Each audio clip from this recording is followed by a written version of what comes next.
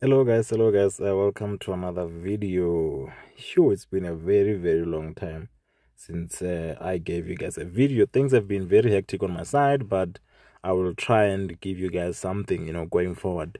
If you wanted to learn from me, teaching is something that at the moment is gonna be very difficult for me to do. But if you're someone that I taught before and you've got questions, or you're more than welcome to always share chat with me and we have a discussion there. But taking a new group, it's gonna be very difficult. So let's get started. So I've been trading on my side when I get a chance, and if people ask me questions, I always answer, but I just didn't have time to make videos for you guys. But this is gonna be the first one. I don't know after how many weeks, but yeah, we're gonna look at NASDAQ, and then I can just go over it and show you how to do the normal top-down analysis and see if we can't find any trading opportunities on this one. So let's get started.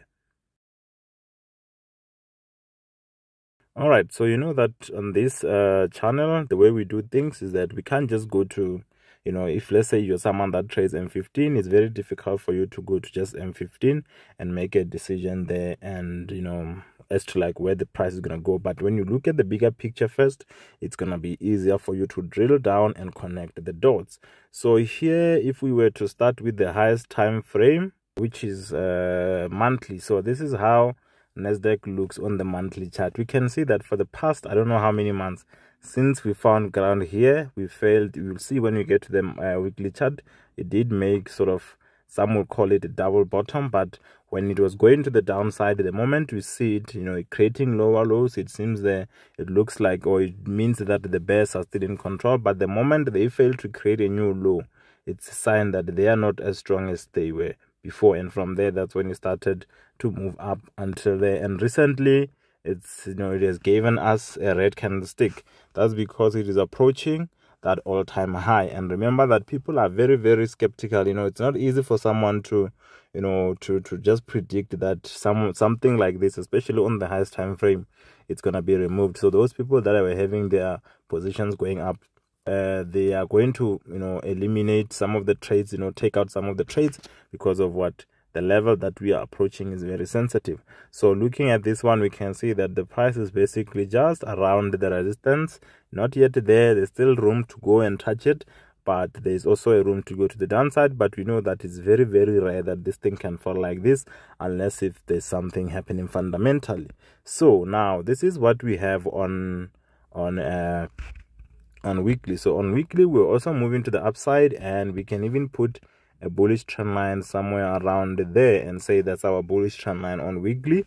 And currently the price is just at this area of resistance there. We touched it, we had bearish pin bar first, which is this one here, and after that the price tried to move up, but it didn't go anywhere. With this white candlestick, it did not go anywhere, right? And then from there, last week we had this candlestick, which is what? Bearish engulfing. And this is happening at a bearish zone, which is what? Resistance. And we can see that because of that, there's a lot of bearish force or bearish pressure. So there's a room to go down to at least somewhere here. And we are almost there. If we take out this one, it will be something else, because now it will mean that we are going to go towards the trend line. So currently we can see that the bears, they show some strength, because they did give us bearish pin bar not so long ago, and recently they gave us bearish engulfing, which means the next opposing structure, the next structure that they can struggle to pass, would be this one here. So they do have a chance to dip into that.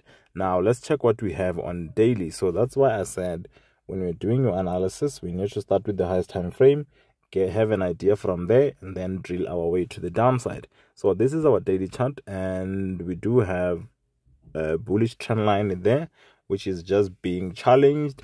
And judging from the type of candlesticks that we have here, those pin bars also, bearish pin bar there's a chance that we can take this trend line out, because already the sellers have showed us that they do have some force. They are in control. They are very aggressive at the moment, because even here we can see they actually gave us a new low, because of what? They sort of moved like this and broke that low. So you can see that they're just around the trend line, but they can take it out because we can see the type of candlesticks that we have, which means it will be a greater chance for them to drop until there, which also agrees with what we saw on the bigger time frames. You can't just jump in, but so far we see that they do have a chance. The only way they can survive the bulls is if they don't let the sellers, move lower than these pin bars there. Because of what it means that they will be trying to defend their trend line. If they defend their trend line, they will have a chance to go to at least okay, let me try and show you. They will have a chance to go to at least, because we do have a trend line here, remember? So if they're trying to defend their trend line, the bulls, they will push the price towards the bearish trend line up there, or even the resistance up there. So that's if they don't let the sellers move lower than that. But looking at what we're having here, it's most likely that they will let them move lower than that, which means they will have a chance coming here. But we're not gonna jump in. I'm just showing you that there's two possibilities here, and the first one would be if the sellers continue with their current momentum and break that range of those pin bars, then they will have a chance to go to the support. But if the bulls are going to be like, no, we're not going to let you demolish the trend line, our trend line, and then they will have a chance to go up towards the resistance or the bearish trend line. So that's what we're having on daily. So now this is what we have on H4. So if our H4 looks like this, then does it also suggest that we'll be going to the downside or going to the upside? Let's see. So we can see that currently, our areas of support on this time frame, they're somewhere there. And in terms of the resistance, it's this one here. And the trend line is up to you how you want to draw it. You can draw it something like that. So which means that the price did go to the resistance. And after getting to the resistance, what did it do? It was rejected and went all the way down, but it failed to give us a new low. This is not good, but at the same time, the bulls are not going anywhere, right? So because it failed to give us a new low, I'm not going to put my trend line there. That's something that I teach in my mentorship. So the trend line in this case, I will keep it there and say that my resistance is still there, of which the price just touched it, and the support is somewhere there, which means because currently this chart is more to the downside, then that's why we said even in the other time frames that there's a chance that we can go down to somewhere around this support. There's a chance that we can go there. So that's what you need to look out for. There is a chance. And looking at the candlesticks that we have there, the bulls, even though they are preventing the sellers from creating a new low, they are not going anywhere themselves. They're just moving to the side. The sellers are giving us those bearish pin bars, which means there's a chance for them to push to the downside and reach for that H4 support. Now, let's check what we have on daily. So if you like this type of content, guys, and you haven't subscribed, please do subscribe, because like I said, I'll make sure that I give you more of this, kind of videos. So now this is what we have on H1. So the structure on H1 looks a bit tricky, but let's try and unpack it. So we can say that this is how it looks like, and we can put our bearish trend line somewhere around there, depending on how you want to place it, or here, it's up to you. Then you can see that all of that was removed, and this is the H1 support that we are struggling to take out. And the bulls, after taking out the bearish structures and the bearish resistance, they did have their own trend going to the upside, and they had a bullish trend line somewhere there. And all of that was removed because of what? This area of what? Of resistance on H1. So it means on H1, because the structure did move to the downside, even though we haven't created a new low to continue with the old downtrend that was invalidated by this guy. But we can see that the bears, they did what? They did manage to push down and remove this bullish trend line and remove areas of support here. So which means currently on H1, this is a very, very, very nice area of resistance that you can look for selling trades should the price go there. But even if you were to get something around there, which is going to be a bit tricky and riskier than when you were trying to take it from there, you can look out for that. But even after getting that trade, if you do get a trade, you need to make sure that you do not neglect this guy. Remember, this guy is, keep making it difficult for us to cross to the downside. So this is an area of support that you cannot neglect, because it was formed here and it's the one that started this whole trend, and you can see it's being respected, so you cannot neglect it. So but for now, we're saying there's a chance that the price will go all the way to the downside, but the safest area to join if you are someone that's trading on H1 would be from that area there, right? So this is something that you can look out for. It does have a potential to go to the downside. We saw even with the other time frames like daily that are saying that we are around the trend line, and the candlestick that we have there's a chance. And then we checked H4 as well. It suggested the same thing. We checked weekly as well. It also gave us bearish rejection candlestick and bearish pin bar, which means they are also saying there's a lot of force to go to the downside. So for now, in conclusion, we can say this is an area, if you are someone that's on H1, that you can look for selling trades. Here you'll be forcing things.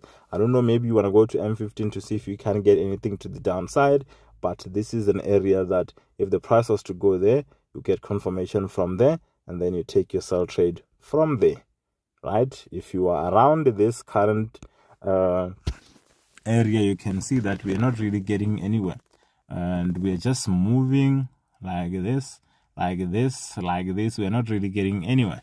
So now maybe let's say the price was to give you this as what? Bearish pin bar, and you are someone that likes to take risk, and you just go and place a sell stop there and stop loss above. But I don't encourage for that. Like I said, the safest area for you to take your trades would be to wait for confirmation from there, because of what? Here, yes, we are just locked in the middle of nowhere.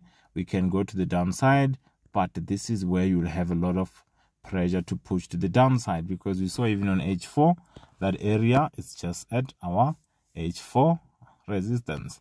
So that's what you can look out for. In conclusion, we can say that currently the NASDAQ has a lot of potentials to push to the downside. But remember, if you don't have any confirmation, you don't just jump in.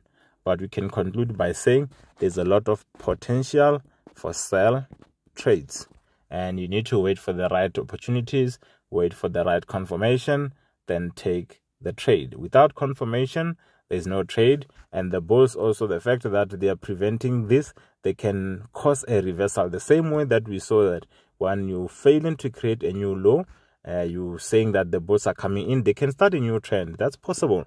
We saw that on the weekly chart when the bears were pushing down, and all of a sudden we failed to create a new low. And from there, the bulls never looked back.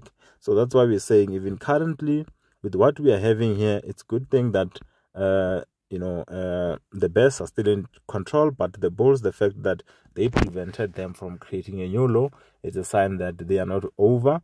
They are not, they haven't given up. They can still take control, which is why we need to wait at the right areas for us to search for sell trades. And when you're getting those sell trades, you need to use this as your TP1, because of what?